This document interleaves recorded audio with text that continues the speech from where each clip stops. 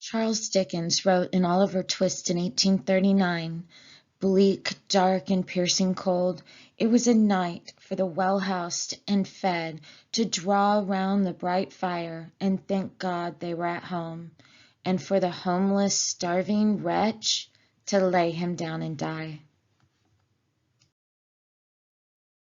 The key question is, how did industrialization cause change in existing social hierarchies and standards of living? Industrialization affected not only governments and economies, but also people's everyday lives. Dickens illustrated the sharp contrast in the industrial age between the emerging middle class, who enjoyed the benefits of new prosperity, and the urban poor, who were ill-treated. Young children worked in factories. Women experienced substantial changes in their lifestyle. Poor women took jobs in domestic service in the textile industry, spending less time at home. Middle-class women with no economic responsibilities felt limited by household roles.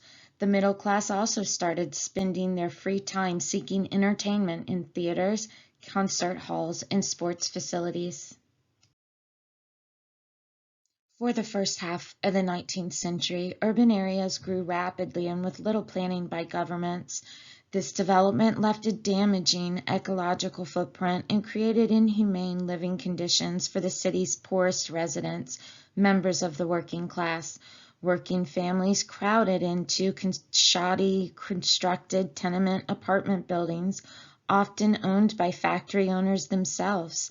Tenements were often located in urban slums, areas of the cities where low-income families were forced to live, and where industrial byproducts such as polluted water supplies and open sewers were a problem.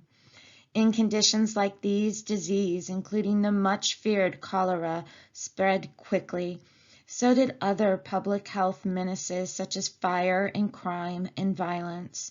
Over time, cities created police and fire departments, and several public health acts were passed to implement sanitation reform by creating better drainage and sewage systems, supplying cleaner water, removing rubbish, and building standards to reduce accidents and fires.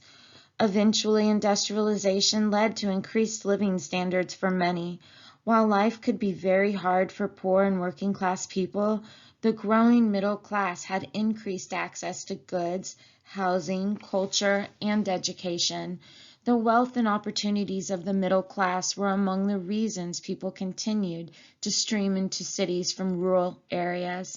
People living in poverty on farms or in villages hoped to find a better life in an urban center. Many did.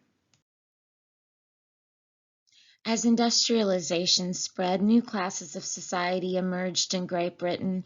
At the bottom rungs of the social hierarchy were those who labored in factories and coal mines. They were known as the working class.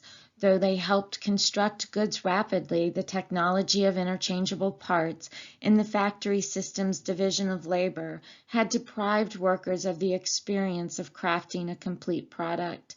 In comparison to the artisans of early generations, workers needed few skills, so managers viewed them as easily replaceable.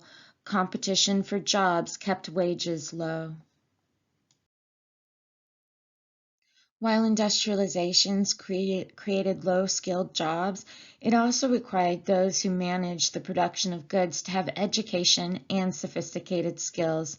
A new middle class emerged consisting of factory and office managers, small business owners, and professionals.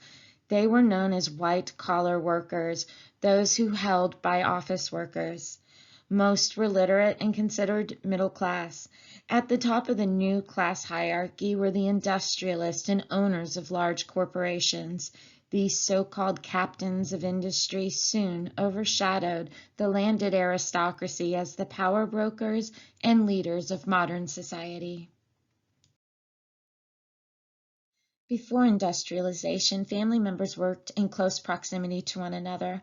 Whether women spun fabric in their own homes or landless workers farmed the fields of a landlord, parents and children usually spent their working hours close to each other.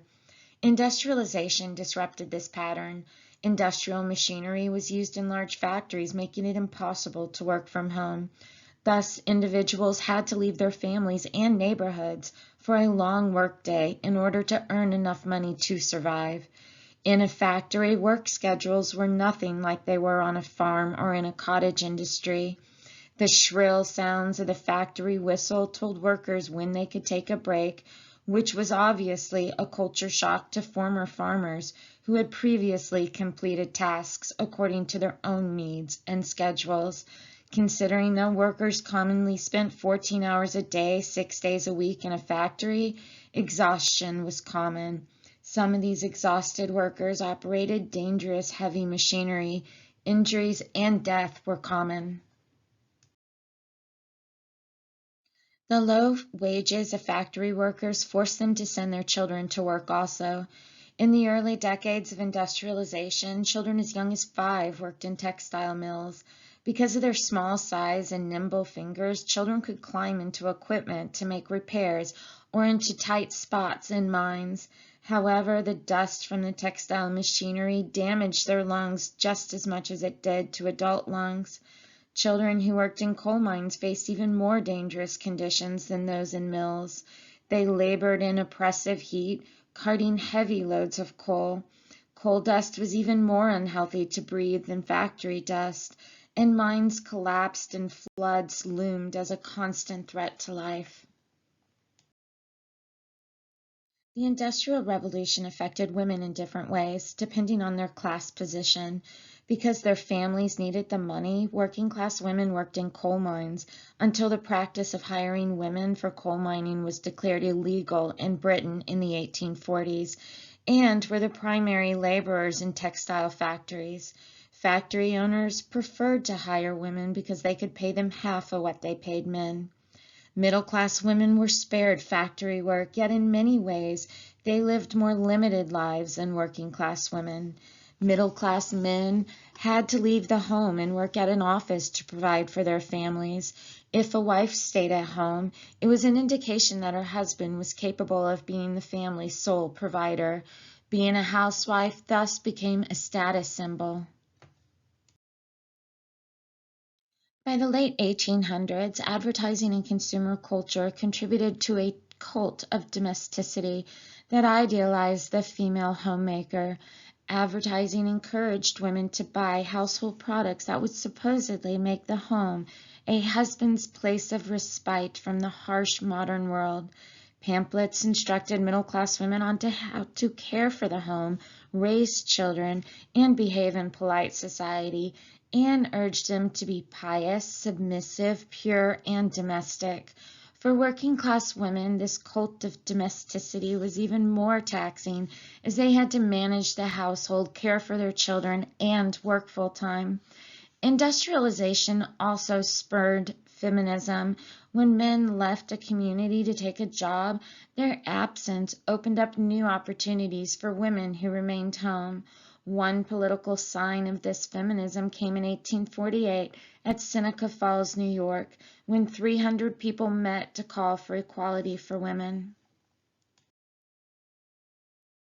The Industrial Revolution was powered by fossil fuels such as coal, petroleum, and natural gas. Although burning coal produced more energy than burning wood, the effects were extremely harmful. Industrial towns during the late 19th century were choked by toxic air pollution produced by coal-burning factories. Smog from factories led to deadly problems. Water became polluted also as the new industries dumped their waste into streams, rivers, and lakes. Cholera, typhoid, and other diseases ravaged neighborhoods. The Industrial Revolution brought about profound changes. Mass production made goods cheaper, more abundant, and more easily accessible to a greater number of people. Growth of factories attracted people to move both from rural areas to cities and from agrarian countries to industrial ones. Both low-skilled workers and high-skilled professionals moved to take advantage of new opportunities provided by industrialization. However, the natural byproducts of industrial production polluted air and water supplies. Industry forever changed the nature of work and the lives of workers. Working populations become concentrated in urban centers as opposed to being spread among rural areas. The workplace shifted from homes to factories, dramatically altering family life. The Industrial Revolution created a new, and many said unequal, working relationship between workers and owners. More crowding and more poverty brought more crime. Global inequalities also increased because of industrialization. States that industrialized early desired raw materials to power their production. They searched the world for items such as cotton and rubber. By exploiting overseas natural resources, they undercut early industrialization in Egypt, China, and India, and ushered in a second wave of colonization.